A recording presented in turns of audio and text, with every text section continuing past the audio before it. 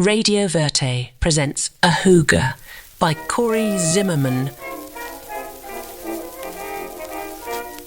Riff, Act 1. Last night I closed my door, same as the night before. I heard a noise and said, who is it? The melody paid me a visit. I said, now don't get gay. What will the neighbors say? I tried my best to act real haughty, see, but that melody was naughty.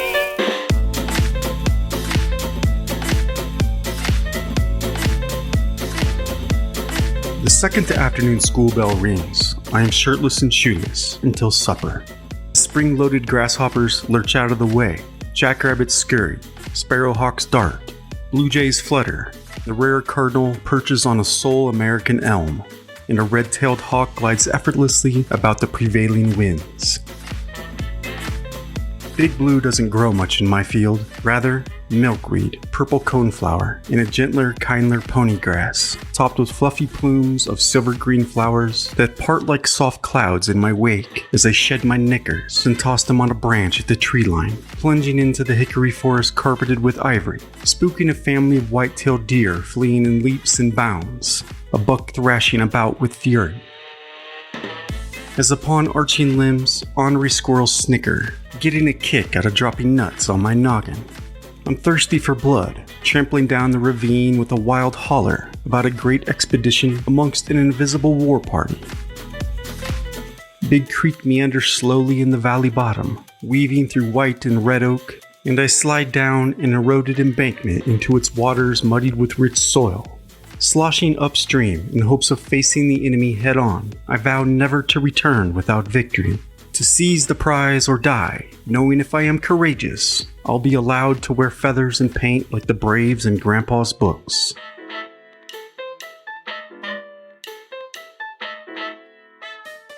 So I carry forth, giving it my all, trudging through sticks and muck, climbing over a beaver dam, and splashing neck-high into a deep murky pool.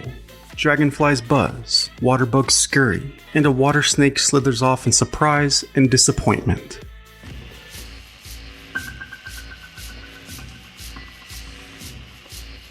Encountering the enemy, I take my life into my own hands, rushing upon the Osage as blood and guts spill out into the waters. Invisible arrows pierce bellies, and my tomahawk, a short rotten stick snapping in two with my swing, cracks two skulls in one fell swoop. An epic battle, let out a yelp, and take a scalp with an ethereal blade.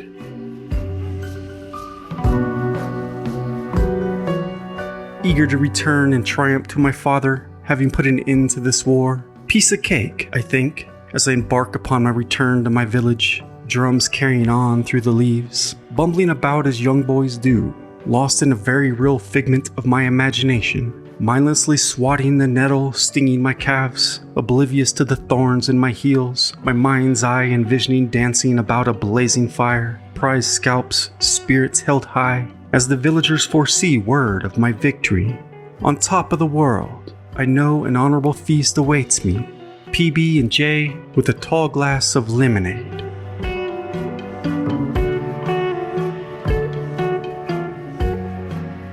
But suddenly, a rustling catches my attention at the tree line, in a faint voice, and a soft song. I drop my scalps and scan the flora, tiptoeing forth through the ivy. I spot a girl, but damn, a twig snaps below my heel. Startled, she quiets, glancing back at the tree line under her thick, heavy brows, slanted deeply inward like a raven's wings that intensify the severity of her gaze. Penetrating eyes of sable brown, a circling tinge of old-world blue, glossy saucers that shimmer and shine, reflecting the darkness of the thicket back at itself. Her eyes widen, and I step behind a tree. "I see you," she hollers, and I step back out foolishly.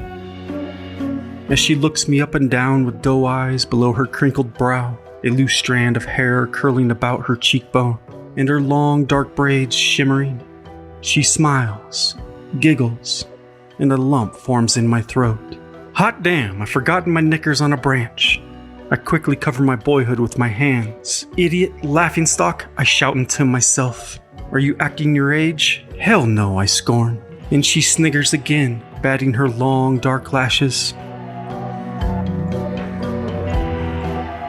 With her body ahead of her gaze, she turns with that everlasting grin, and she walks away. I wave her goodbye with one hand and pray I'll see her again with the other.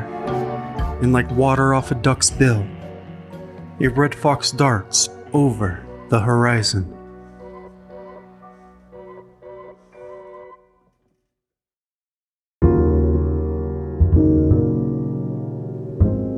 Having called the game, the neighbor boys inspect 2 patrol cars parked outside my house. I walk past them like a ghost, and inside find my father hunched over at the kitchen table. My mother stands behind him, rubbing his shoulders. In one hand, the glass of bourbon he's trying to get to the bottom of. In the other, the head he's trying to get a grip of. A far cry from the height he'd been at breakfast. A sight for sore eyes, to say the least, deeply etching to my mind. Dear, says my mother, and after pouring coffee for the officers I now notice, as I stand with my head cocked in confusion, she pulls me by the arm to the sitting room, where I listen from around the corner, a fly on a wall, ears abuzz.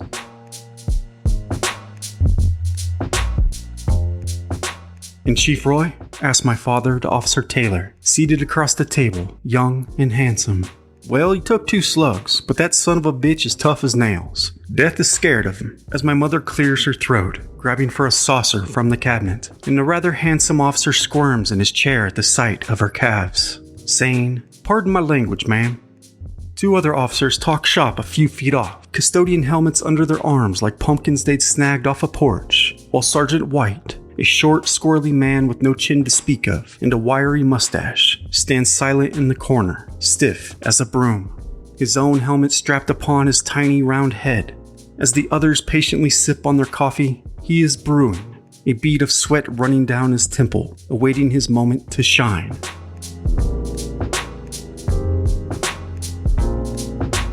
Sugar? Cream? Asks my mother. Why, thank you, ma'am, says Officer Taylor as she scoops sugar into his steaming cup and then pours in the cream, and it swirls about in spirals. Sure smells good, he says with a crooked grin and sparkling eyes that shine, lightening her own, turning up the corners, erasing the wrinkles that have suddenly formed in the past year. To say the least, the thought of aging is not easy on my mother, and she is certainly the last to realize time has been gracious. Seeing how women age quick in these parts, she remains as pretty as a picture. While most country ladies toughen up like smoked leather, my mother cuts quite a dash at 32. Anyhow, the charming Officer Taylor, dressed to the nines in his pressed uniform, made sure to eat a raw egg for breakfast and lets his tooth shine across the table for my mother. Oh, please call me Roxy, her own shame-laden smile spreading across her face as she diverts her eyes from his gorgeous grin, his chiseled jaw, which is quite pleasant to look at, before returning faithfully behind her husband, now thread-like in the spine. My father, head in his petite hand, bourbon dwindling in the other. And O'Brien? Was death scared of him as well? Asks my father. Officer Taylor loses his grin and peers down at his coffee, finally matching the moment in proper terms. And spying from around the corner, I watch my father cover his moistening eyes. That makes all the difference now, doesn't it? 40 years old, says my father, shaking his head in disbelief. A goddamn travesty.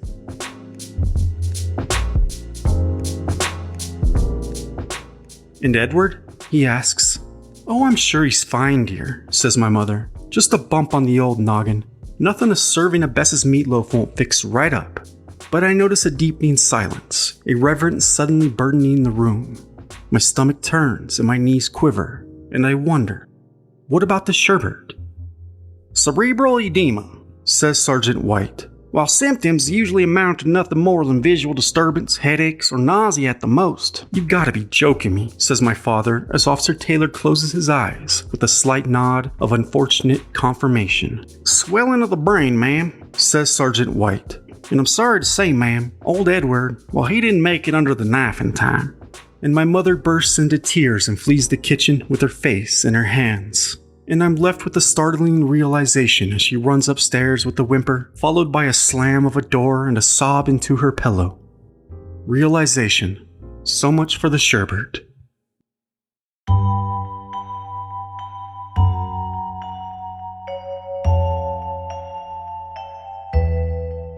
And with wide eyes buzzed in disbelief, after muttering all the possibilities, all the impossibilities, my father asks with a fist to the table, "And the bastard who killed him?" Sergeant White clears his throat, and before our eyes, his small round face brightens as the spotlight has finally settled on him. His eyebrows perk, and with the clearing of his throat, he demands the attention he believes he deserves. And in a high tenor, one gnawing at the ears, he says through the wiry threads of his mustache, "Hank Little, getaway driver, cousin of the perp, deceased." "No, not him, you fool, the crook who locked me in the vault," my father, thirsty for blood, as he forsakes his bourbon with fiery, bloodshot eyes.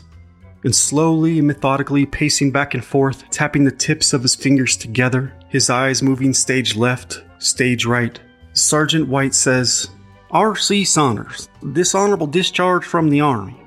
As Officer Taylor adds, "Got word on the wire, released from the pen just 2 weeks ago. Real high flyer, train robbery charges throughout the state. Appears he left his own kin to carry the can. Why the hell they let that animal out of his cage, hell if I know." And Sergeant White, "Should have put him down like the dog he is when they had the chance." And my father with a look of dread. And another moment of painstaking silence. "So the son of a bitch got away scot-free." That's what you're telling me. That's an affirmative. "My God," says my father, dropping his head onto his fists. "Now don't you worry," says Officer Taylor. "His name is out across the wire and he's bound to be picked up in no time at all." "So the son of a bitch who killed Edward, he's out there," says my father, looking around with due paranoia. And with a full body quiver, tail between my legs, a sudden zap evicts me from my body, throwing me hovering in some ambient state about the ceiling, glancing back toward life, a wayward fish on some invisible stream. I observe my own frightened puppy dog eyes, my face as white as a ghost, until he slams his fist down on the table again, and I'm suddenly sucked back into my own skull like a fish whiplashed into a boat, and I clench my bladder with crossed legs as coffee bleeds into the white tablecloth.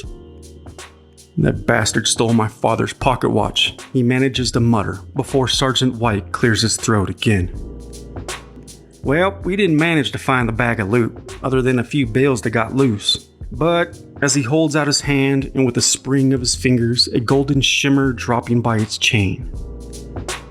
And with a tick-tick-ticking that stops my father's heart. "Found this in the weeds off Cherry Lane."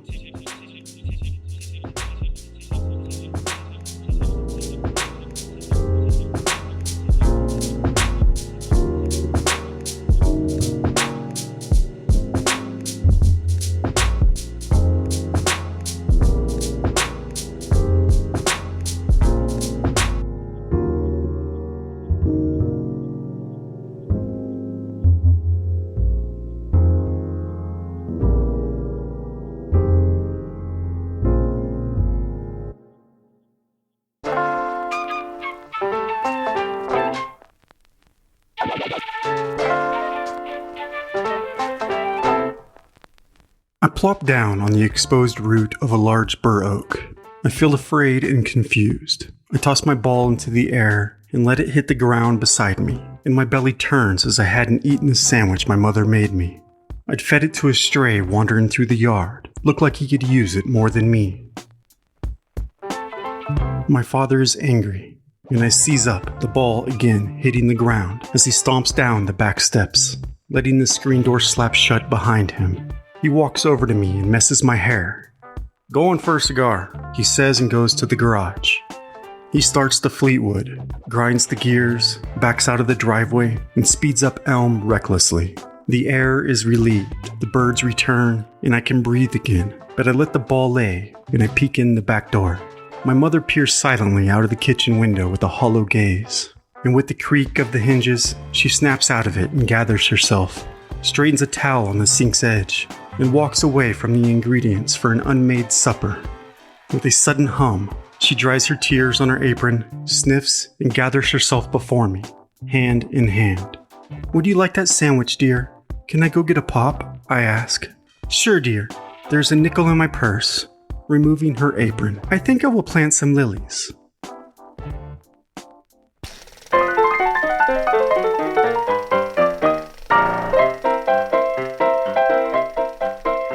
The Fleetwood zooms past Edison Phonograph, Baldwin Pianos, and the bank, and just past Frank Wright and Brother Newsdealer. Its straw-colored wheels skid to a stop right in front of the beerhouse. Beside the Bennett ice wagon, water drizzling out of the back, its draft horse dropping a load on the brickwork.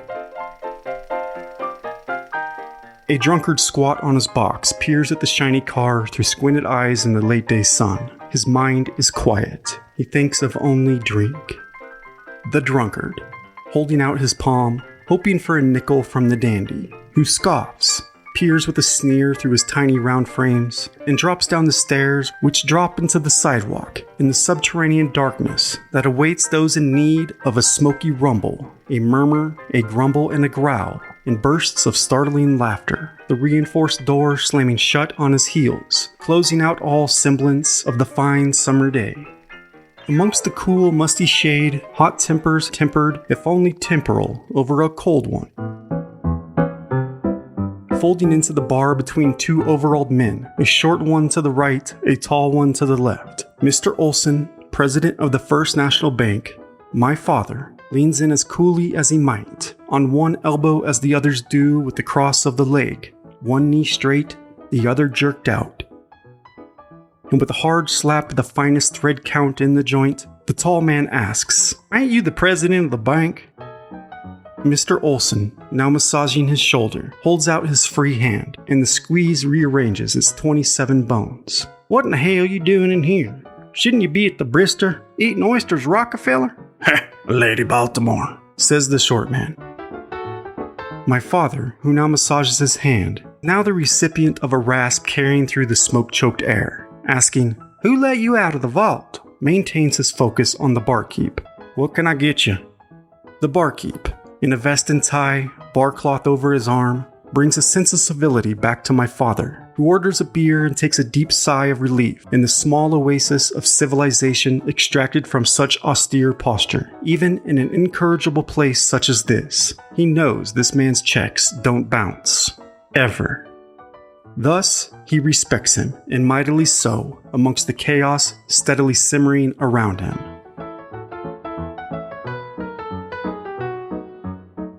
Music jangles from a player piano in the back corner, as the tall man says, "Hell, I'll settle for some pigs on a blanket." "Some poor man's cake," says the short man, a chuckle and cough, and a slap to his own swollen gut. The good old boys laugh, call him Mr. V for short, Mr. Vault for long, hovering curiously about, asking about the robbery. The good old boys, rough about the neck, hands like rope, rough about the edges, with sharp tongues that whip, slicing open flesh like a straight razor, slurred syllables, fumbling over pronunciations, an utter lack of enunciation. They ponder him aloud, and in silence from dark corners, Mr. V orders another round for the boys, and they cheer. The lower class, sitting well below the salt, farmers, blacksmiths, plowmakers, and plowers alike, drinking their drink straight up, no chaser.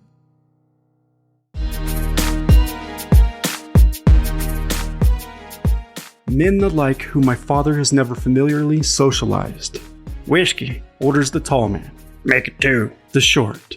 Men who stand mightier than himself. My father knows these men are only as robust as their checks that don't bounce at the end of the day, and for that he holds court. Yet Mr. V is naive that many of these fellas whisper on revenge. In hell, a mighty few are ready to rough him up a little if it comes to such, if not with words, with fists. Fists clenched in the corner below rumbling, sore lips that quiver, soggy, swollen, wet with whiskey, trembling with rage, while others fly under false flags, seeing the opportunity to sail with the captain, as far as they see, befriending the power player, seeing the gentleman shaking on his pedestal. What the hell, why not, they wonder.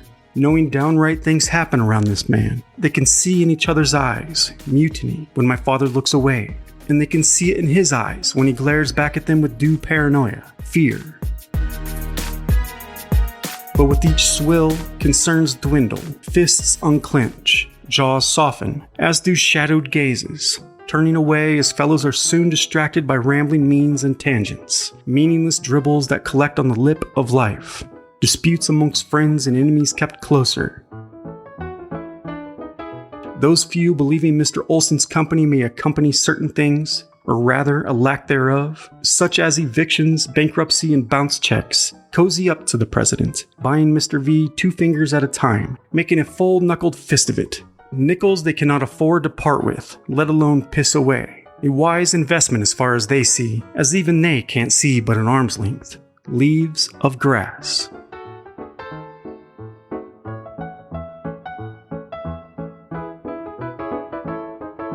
So amongst the drunken chatter, my father, 2 sheets to the wind, leans back another and orders one more round for the boys, and the boys cheer.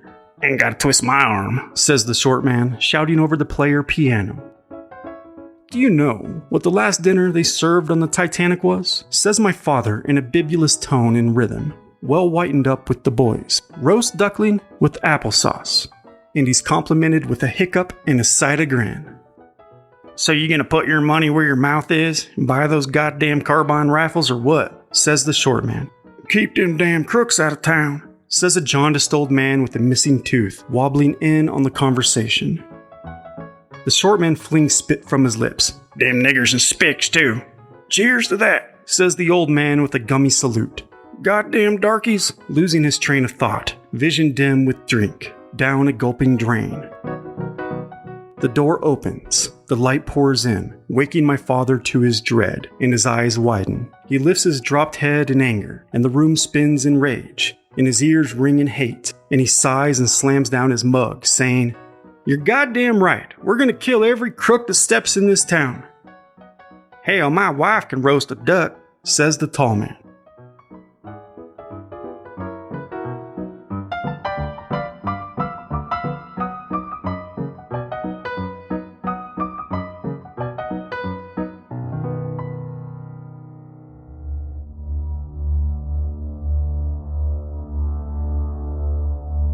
The sun sets on our hamlet, dying down for the night. The old drunkard hobbling his way down the alley in the darkness, past a veiled fence and a shadowed nook, blade shimmering just out of sight in a sliver of pale moonlight. Well bent at the elbow, the drunkard, failing to notice his own dice with death, carries on. A hack, a spit, he labors for his honest, yet homely nest of straw and wool snagged from a clothesline. Plopping down, he rubs his swollen knees and yawns, scratches his beard, passes gas, and lays his weight back into the damp brick wall with a deep sigh.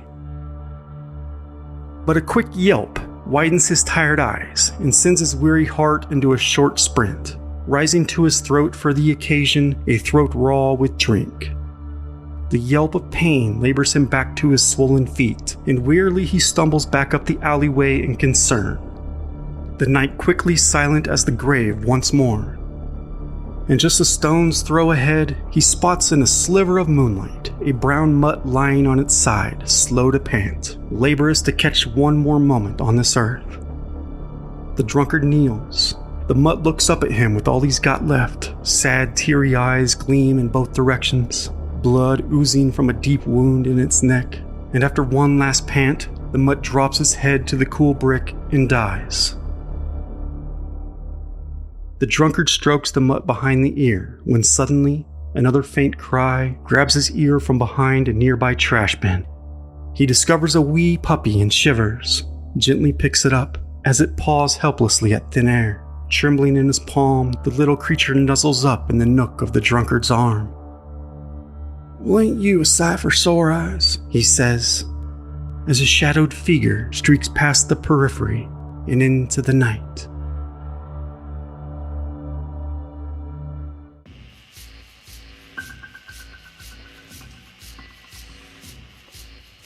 Motionless in bed, I listen as my father double-checks the locks, yet again. Click, click, click, click. I tense as he climbs the stairs. I hold my breath as he's on the piss and makes his way to bed, thankfully snoring in no time. A weight off my mind. I release my breath and let the springs squeak as I bounce to my feet in my one piece. Out of the window, I spot a dark silhouette crossing the lawn below. Surely that old raccoon making its way for the trash bin again. And from their bedroom, I hear paper crinkle. My mother yearning for the social circle she had left behind, reading letters by candlelight. Dear Roxy, seeing how you have become provincial, I simply cannot fathom how you are faring without the proper necessities of life, such as theater. My mother lets out a breath of her own, just as a commotion outside startles my father from his slumber. And with a curse, he stands from bed and rummages through the closet. Goddamn son of a... What are you looking for? Asked my mother. Something to bash that crook's head in. That's what I'm looking for, Roxy. It's only that silly raccoon again, honey. You're drunk. Come back to bed. Good for nothing crook. As he makes his way to my room, where I've jumped under the covers, lying stiff as a board, afraid to swallow, quilt pulled up to my eyes as he digs through my closet. Shh, you're gonna wake Oscar, says my mother from the hall. I'll kill that son of a bitch, he says, grabbing my bat. Trampling down the stairs, he unlocks the front door. Click, click. I run back to my window and watch as my father stumbles belligerently about the front lawn, shouting angry slurs, venting his spleen, lashing out at ghosts, having it out with his own shadow. Bats scare from the attic, neighbors from their beds, windows light up, curtains open, and dogs yelp and howl. And I tiptoe out of my room to spy on my mother, who has retreated to her own bed. Fine, go on and be a madman, she mumbles. I'll have nothing to do with it. As she picks up another letter and reads, Dear Roxy, I pity you. In the candlelight, those words dance about in madness, a madness that has become the night. And she drops the letter and sits up on the edge of the bed, face dropped in her hands, at her wit's end, living on raw nerves, until the floor creaks and she looks up at me. Oh, honey, did he frighten you? No, I lie.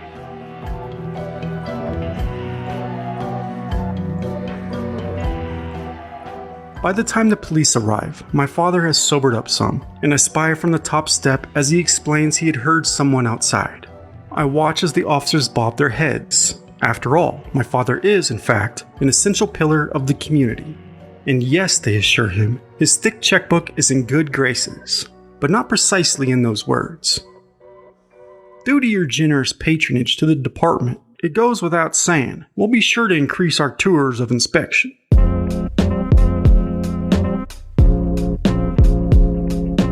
As my mother quietly invites the second officer, Officer Taylor, with chiseled jaw and sky blue eyes that sparkle even at night, into the sitting room. He anxiously sips on the coffee she had brewed just for him. She doesn't know what's wrong with her husband, she whispers. Now I doubt that crook's gonna return, ma'am, but there's a lot of bad guys out there. In a tiny little town such as this? She asks. Ma'am, you'd be surprised. And she suddenly looks afraid, or feigns to be. Now you don't worry, ma'am. Oh, please call me Roxy, she says. I'll keep an eye on things for you, Roxy. That'd be mighty kind, Officer Taylor, grabbing him by the arm. As Sergeant White arrives, he motions my father to the parlor with a slight nod of his own. Next time, placing a blue .38 special into my father's hand, put a hole the size of a turnip in his head. My father takes hold of the gun and says, Is that blood on your sleeve? It appears so, scraping at his sleeve with his thumbnail. Came across one of them filthy strays. Had to put that bastard down.